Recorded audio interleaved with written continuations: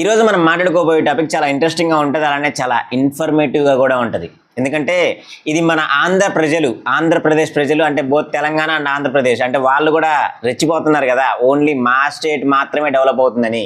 ఇట్లా మా స్టేట్ కూడా ఫాస్టెస్ట్ గ్రోయింగ్ అని చెప్పి మనం కూడా చూపించుకోవచ్చు ఈ రిపోర్ట్స్ ప్రకారం చూసుకుంటే.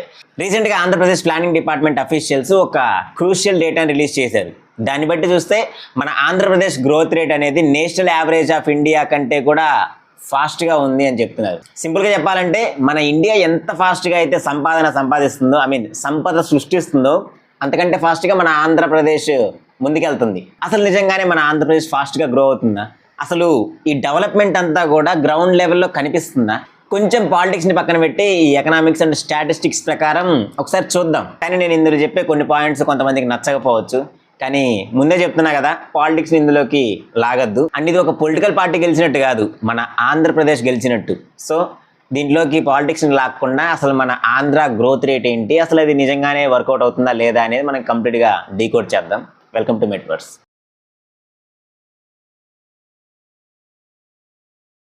ఫస్ట్ అసలు మనం ఈ వీడియోలో రెండు ఫ్రీక్వెంట్గా వాడే పదాల గురించి మీనింగ్ తెలుసుకుందాం. ఫస్ట్ ఇది జీడిపి, ఇంకొకటి జిఎస్డిపి. ఈ జీడిపి అంటే గ్రాస్ డొమెస్టిక్ ప్రోడక్ట్ అంటారు దీన్ని. ఇది ఓవరాల్గా ఇండియా ఎంత సంపాదన సృష్టిస్తుంది అనేదాన్ని జీడిపి అంటారు. అంటే గ్రాస్ స్టేట్ డొమెస్టిక్ ప్రోడక్ట్ అంటే జిఎస్డిపి అంటే మన స్టేట్లో వితిన్ స్టేట్లో మనం ఎంతవరకు సంపాదిస్తున్నాము అనేదాన్ని జిఎస్డిపి అంటారు. ఒక ఫినాన్షియల్ ఇయర్లో మనం ప్రొడ్యూస్ చేసిన గూడ్స్ కానీ అంటే లైక్ క్రాప్స్ కానీ, నెక్స్ట్ ఈ ప్రోడక్ట్స్ కానీ, లేకపోతే సర్వీసెస్ కానీ, ఇవన్నీ కూడా మనం ప్రొడ్యూస్ చేసిన అమౌంట్ని బట్టి ఈ జిఎస్డిపి క్యాలిక్యులేట్ అవుతుంది. ఇప్పుడు మనం కరెంట్ ప్రైజెస్ గురించి, కాన్స్టెంట్ ప్రైజెస్ గురించి మాట్లాడుకుందాం. ఇదంతా మీకు కొంచెం లాగ్ అనిపించవచ్చు, కానీ ఇది తెలిస్తేనే మీకు నెక్స్ట్ నేను చెప్పబోయేది మీకు క్లియర్గా అర్థమవుద్ది. అందుకని చెప్తున్నాను ఇదంతా కూడా. ఇప్పుడు ఫర్ ఎగ్జాంపుల్ చూసుకుంటే 2024లో ఒక ఇండివిజువల్ శాలరీ ఒక 10,000 ఉందనుకుందాం. అదే ఇండివిజువల్ శాలరీ 2025కి వచ్చేసరికి 11,000 అవుతుంది. అంటే ఈ 10,000 నుంచి 11,000 ఎంత పెరిగింది? 10% పెరిగింది. దాన్ని కరెంట్ ప్రైజెస్ అంటారు. But at the same time మన చుట్టుపక్కల ఉండే ప్రైజెస్ ఉంటాయి కదా, లైక్ ఆయిల్ ప్రైజెస్ కానీ, లేకపోతే పెట్రోల్ ప్రైజెస్ కానీ, వెజిటేబుల్ ప్రైజెస్ కానీ, ఇలా ఇవన్నీ కూడా పెరుగుతాయి కదా. వాటికి మనం పెట్టే ఖర్చు ఇదంతా కూడా మనం రిమూవ్ చేసి మనకి ఎంత మిగిలిందో దాన్ని కాన్స్టెంట్ ప్రైజెస్ అంటారు. ఇక్కడ వరకైతే మీకు క్లియర్గా అర్థమైంది అనుకుంటున్నాను ఈ కరెంట్ ప్రైజెస్కి కాన్స్టెంట్ ప్రైజెస్కి మధ్య డిఫరెన్స్. ఇప్పుడు టాపిక్లోకి వెళ్దాం. నేషనల్ సినేరియో చూసుకుంటే కంట్రీ మొత్తం మీద యావరేజ్ గ్రోత్ రేట్ 7.2 నుంచి 7.4% వరకు గ్రోత్ రేట్ పెరిగింది.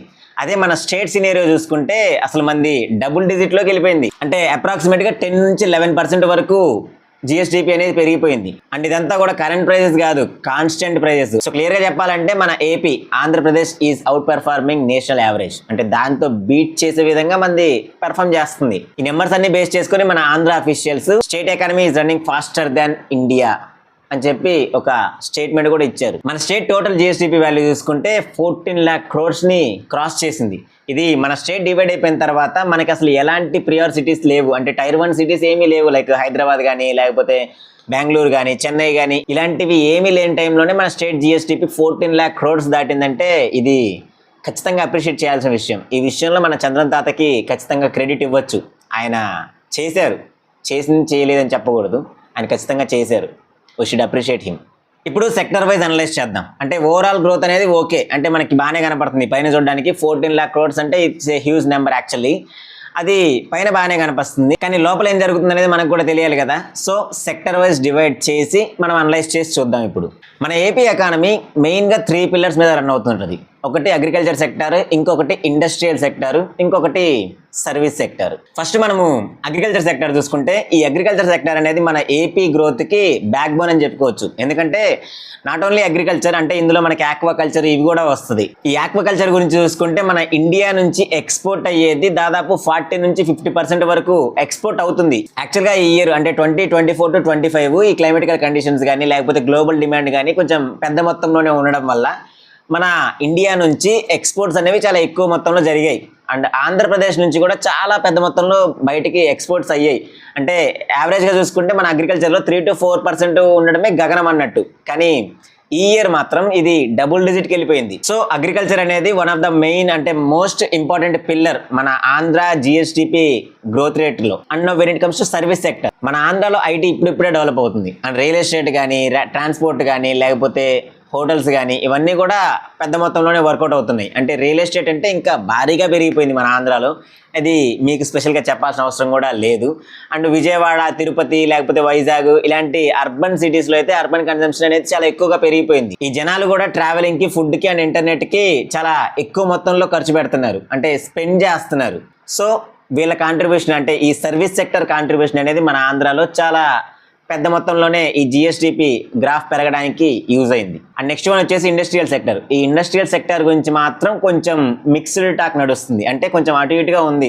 ఈ ఫుడ్ ప్రాసెసింగ్ కానీ లేకపోతే ఫార్మా కంపెనీస్ ఉంటాయి కదా, వీటి వరకు మాత్రం కొంచెం గట్టిగానే పెర్ఫామ్ చేస్తుంది. కానీ ఇంకా కొన్ని హెవీ మ్యానుఫ్యాక్చరింగ్ కంపెనీస్ ఉంటాయి కదా, అవి అంత బెటర్గా పర్ఫామ్ చేయలేకపోతున్నాయి, అంటే అటు ఇటుగానే ఉంది.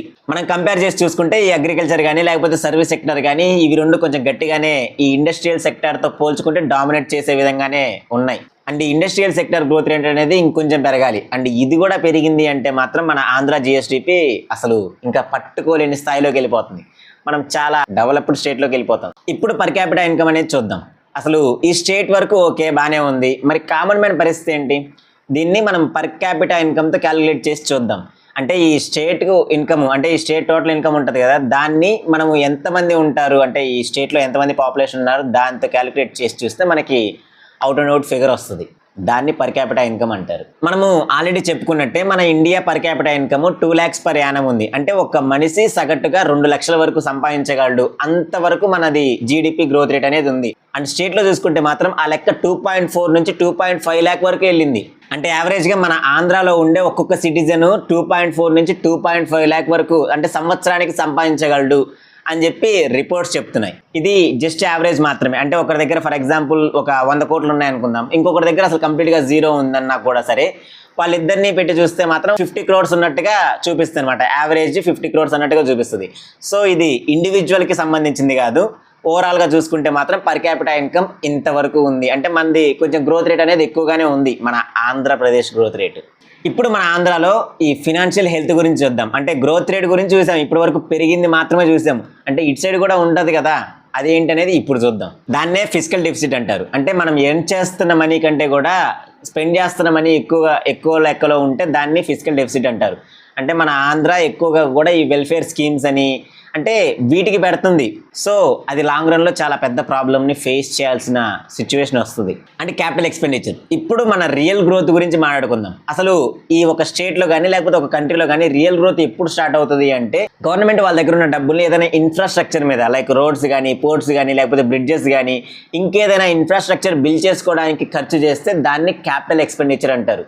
దీనివల్ల మనకి లాంగ్ రన్లో కొంచెం డబ్బులు వచ్చే యూజ్ ఉంటుంది. ఇప్పుడు నేను చెప్పిన ఈ రెండు అంటే ఫిజికల్ డెఫిసిట్ కానీ లేకపోతే క్యాపిటల్ ఎక్స్పెండిచర్ కానీ ఈ రెండు రిపోర్ట్స్లో మనం చెక్ చేయాల్సిన విషయం ఏంటి అంటే, ఈ గవర్నమెంట్ వాళ్ళు ఫ్రీబీస్ని ఎక్కువ ఇస్తున్నారా లేకపోతే ఈ ఇన్ఫ్రాస్ట్రక్చర్ని బిల్డ్ చేయడానికి ఎక్కువగా యూజ్ చేస్తున్నారా అనే దాన్ని బట్టి కూడా మన ఫినాన్షియల్ హెల్త్ అనేది డిపెండ్ అయి ఉంటుంది.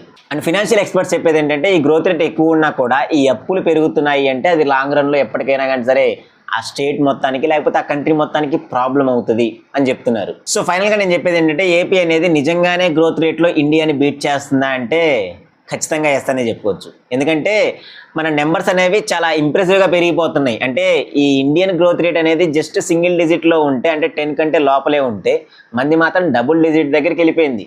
It's actually quite impressive thing. ఎస్పెషల్గా ఈ ఆక్వా అండ్ సర్వీస్ సెక్టర్లో గట్టిగానే మన ఆంధ్ర అనేది పై చేయి చూపిస్తుంది. అండ్ ఇది మనము ఇండియాతో బీట్ చేస్తున్నామంటే ఖచ్చితంగా అప్రిషియేట్ చేయాల్సిన విషయమే ఇది. కానీ అసలు యాజ్ ఏ కామన్ మ్యాన్గా మనం అడగాల్సిన క్వశ్చన్ ఏంటి, ఈ గ్రోత్ రేట్ వల్ల మన ఆంధ్రాలో ఎంప్లాయ్మెంట్ అనేది పెరిగిందా, లేకపోతే అసలు కామన్ మ్యాన్కి యూజ్ అయ్యే థింగ్స్ ఏమన్నా జరుగుతున్నాయా? ఓన్లీ ఈ ఫ్రీబీస్ వీటి కోసం ఖర్చు చేయకుండా ఇన్ఫ్రాస్ట్రక్చర్ డెవలప్మెంట్ కోసం ఏమైనా చేస్తున్నారా? ఇవి మనం అడగాల్సిన క్వశ్చన్స్. సో ఫైనల్గా మీరేమనుకుంటున్నారు? మీ ఏరియాలో నిజంగానే ఏమైనా డెవలప్మెంట్ లాంటిది ఏమైనా కనిపిస్తుందా, లేకపోతే ఇది ఓన్లీ పేపర్ వర్క్ మాత్రమే, అంటే పై లెక్కలు చూపించుకోవడానికి మాత్రమే సరిపోయేలాగా ఉందా అనేది కింద కామెంట్స్లో చెప్పండి. అండ్ ఈ గవర్నమెంట్ మీద కూడా మీకున్న ఒపీనియన్స్ ఏంటనేది కింద కామెంట్స్లో చెప్పండి. అంటే ఈ గవర్నమెంట్లో డెవలప్మెంట్ ఎక్కువగా కనిపిస్తుందా, లేకపోతే లాస్ట్ గవర్నమెంట్లో ఉన్నప్పుడు డెవలప్మెంట్ ఎక్కువగా కనిపిస్తుందా? అంటే ఒకవేళ డెవలప్మెంట్ ఉంటే ఏ సెక్టార్స్లో బాగుంది, లేకపోతే లాస్ట్ గవర్నమెంట్లో ఏ సెక్టార్స్లో ముందుకెళ్ళింది అనేది కింద కామెంట్స్లో చెప్పండి. అండ్ మీకు క్లియర్గా ఇన్ఫర్మేషన్ అనేది ఎక్స్ప్లెయిన్ చేసే అనుకుంటున్నాను. అండ్ ఈ వీడియో మీకు వర్త్ అనిపిస్తే ఖచ్చితంగా ఒక లైక్ చేయండి. మన ఛానల్ ఇంకో నలుగురికి రీచ్ అవ్వడానికి కూడా యూజ్ అవుతుంది. అండ్ రెగ్యులర్గా మన ఛానల్లో ఎలాంటి న్యూస్ వచ్చినా కానీ సరే, లేకపోతే ఎలాంటి ఇన్సిడెంట్ జరిగినా కానీ సరే, మన ఛానల్లో ఖచ్చితంగా ఒక వీడియో వస్తుంది సాయంత్రానికి. అది మిస్ అవ్వకుండా ఉండాలి అనుకుంటే మాత్రం సబ్స్క్రైబ్ చేసుకొని పక్కన ఉన్న బెల్ ఐకాన్ ఆన్లో పెట్టుకోండి. And that's it for today. This is Naveen మెట్ల సైనింగ్ ఆఫ్. జై హింద్.